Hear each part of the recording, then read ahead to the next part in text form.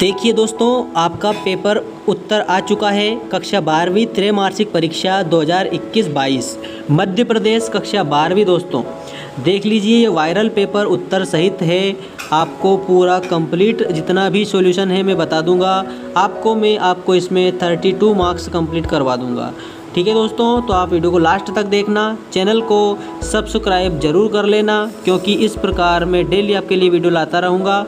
मध्य प्रदेश कक्षा 12वीं, आज मैं बता रहा हूँ जो पेपर वायरल पेपर है दोस्तों, यह है समाज शास्त्र का पेपर।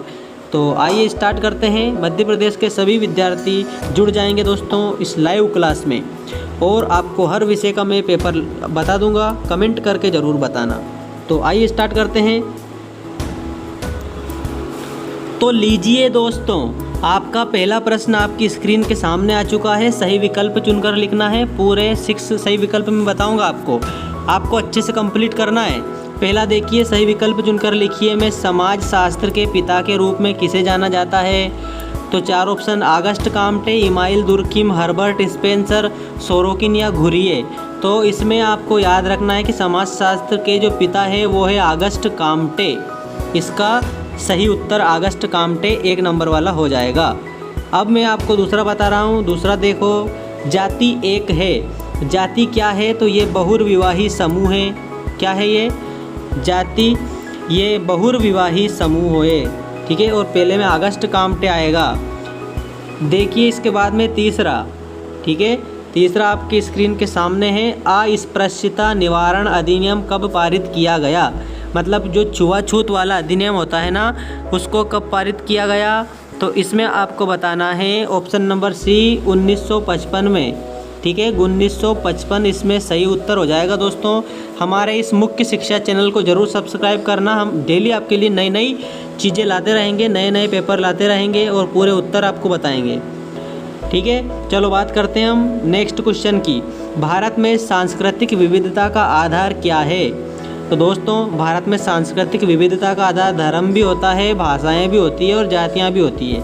तो इसका राइट आंसर हमें लिखना है ये सभी आपको इसमें कंप्लीट करेक्ट आंसर करना है।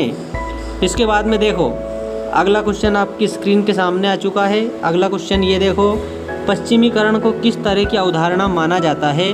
तो इसमें आपको बता देना है ऑप्शन नंबर सी, तटस्थ अवधारणा पश्चिमीकरण को माना जाता है। समाज शास्त्र कक्षा 12वीं वाले विशेष रूप से ध्यान रखेंगे, तटस्थ अवधारणा। ठीक है, इसके बाद में हम बात करते हैं अगले क्वेश्चन की। इसी का, भारत में सामाजिक आंदोलन पुस्तक के लेखक हैं। भारत में सामाजिक आंदोलन नामक पुस्तक किसने लिखी है? तो वो लिखी है M.S.A. राव ने। M.S.A. राव ने सामाजिक आंदोलन नामक पुस्तक लिखी है। अब इस प्रश्न को कंप्लीट हो गया है। अब मैं बात करता हूँ रिक्त स्थानों की। रिक्त स्थान देख लीजिए, रिक्त स्थान भी आपके 6 रिक्त स्थान है। 6 रिक्त स्थान को अच्छे से भरना है, कंप्लीट करना है। देखो जल्दी से आप। पहला भारत में जनसंख्या वृद्धि का सबसे प्रमुख कारण जन्म दर की तुलना में मृत्यु दर। तो इसमें याद रखना, यहाँ पर आएगा कम। जन्म दर की तुलना में मृत्यु दर कम है। संयुक्त परिवार की प्रकृति कैसी होती है? समाजवादी होती है। तो यहाँ पर आपको लिखना है समाजवादी। ठीक है, अगला देखिए, संस्कृति एक सीखा हुआ, तो सीखा हुआ व्यवहार है। संस्कृति सीखा हुआ क्या है? तो ये खालिस्तान में आएगा, व्यवहार। इसके बाद में मूल रूप से औद्योगिकरण विकास की एक प्रक्रिया है। तो कैसी प्रक्रिया है? तो आर्थिक प्रक्रिया है। ठीक है, आर्थिक विकास की क्या है? एक प्रक्रिया है।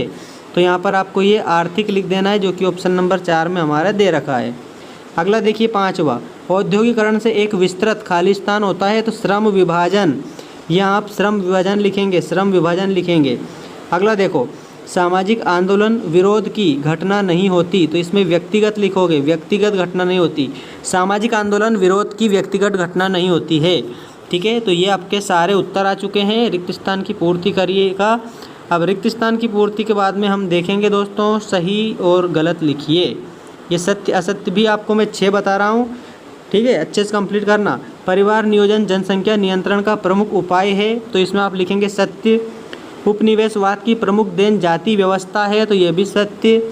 राष्ट्रीय एकता में सांप्रदायिकता सहायक है। तो यह है असत्य। अगला देखिए, डाक द्वारा भेजी गई सूची प्रश्नावली कहलाती है। तो ये बिल्कुल सत्य।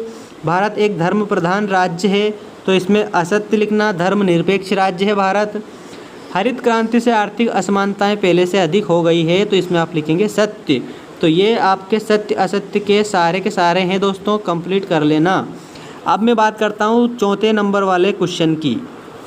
ये आपका चौथा नंबर वाला क्वेश्चन है, जिसमें सही जोड़ी आपको क्या करना है, बनाना है। सही जोड़ी बनाना है नगरीय समुदाय। तो जो नगरीय समुदाय है ना दोस्तों, इस नगरीय समुदाय का आगे क्या आएगा, ये देखिए। ये नगरीय समुदाय के आगे आपका आएगा दोस्तों ये बी वाला, सामाजिक गतिशीलता। नगरीय समुदाय के आगे सामाजिक गतिशीलता लिखना है।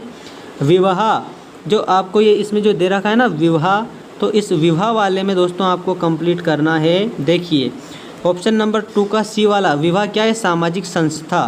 ठीक है। काका कालेलकर, तो ऑप्शन इसका आएगा प्रथम पिछड़ा वर्ग आयोग, जो है काका कालेलकर आयोग के नाम से भी जाना जाता है। आधुनिकीकरण, जो आधुनिकीकरण है इसमें आपको लिखना है गतिशीलता में वृद्धि। ठीक है, क्या लिखना है, गतिशीलता में वृद्धि। और एम.एन. श्रीनिवास, तो एम.एन. श्रीनिवास उसके आगे आएगा संस्कृतिकरण।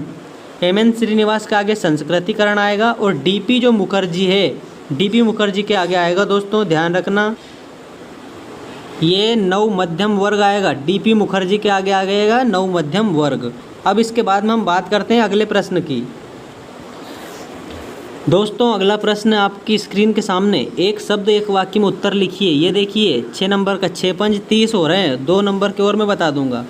शिक्षा का प्रमुख उद्देश्य क्या है, तो आपको याद रखना शिक्षा का प्रमुख उद्देश्य क्या होता है। आप सभी को अच्छी तरह से मालूम है कि जो शिक्षा का प्रमुख उद्देश्य है वो है व्यक्ति का समाजीकरण करना। किसी भी व्यक्ति का क्या करना, समाजीकरण करना, ये शिक्षा का प्रमुख उद्देश्य होता है। प्रति 1000 पुरुषों पर स्त्रियों की जो संख्या है उसको लिंग अनुपात कहते हैं। प्रति 1000 पुरुषों पर जो स्त्रियों की जो संख्या होती है ना, उसको लिंग अनुपात बोला जाता है। इसके बाद में राष्ट्रीय पिछड़ा वर्ग आयोग की स्थापना कब की गई, तो 1992 में। राष्ट्रीय पिछड़ा वर्ग आयोग की स्थापना 1992 में की गई। नेक्स्ट देखिए, भारत में आपातकाल की घोषणा किस वर्ष की गई, तो वर्ष 1975 में की गई थी आपातकाल की घोषणा। औद्योगिक क्रांति सर्वप्रथम किस देश में हुई, तो वो इंग्लैंड में हुई थी। औद्योगिक क्रांति सबसे पहले इंग्लैंड में हुई। और इसके बाद में नेक्स्ट देखिए दोस्तों, भूमि सुधार के उद्देश्यों में कौन कौन सी प्रथाएं बाधक थी, तो भूमि सुधार के जो उद्देश्य है उनमें प्रथा बाधित कौन कौन सी थी, तो उसमें जमींदारी प्रथा बाधक थी, महलवाड़ी और रैयतवाड़ी प्रथा भी बाधक थी। 2 नंबर का और मैं बता रहा हूँ, 2 नंबर का और देखिए, 3 प्रश्नों को उत्तर लिखिए। इसमें देख सकते हैं आप, ये ग्रामीण और नगरीय समुदाय के विभाजन को स्पष्ट कीजिए, जातीय एक सामाजिक एकता में बाधक है। ये 2 नंबर का प्रश्न है आपका। ठीक है, वैसे यहाँ 3 नंबर दे रखा है सेट में। जातीय एक सामाजिक एकता में बाधक है। उपनिवेशवाद के कारण जातीय व्यवस्था में क्या क्या परिवर्तन आए। तो दोस्तों ये आपका सामाजिक जो शास्त्र है, समाज शास्त्र का पेपर मैंने बता दिया है, उत्तर सहित बताया है। तो ये मॉडल पेपर है, इसी के आधार पर आप अच्छे से कंप्लीट करेंगे। चैनल को सब्सक्राइब जरूर कर लेना इस प्रकार की अपडेट पाने के लिए। धन्यवाद।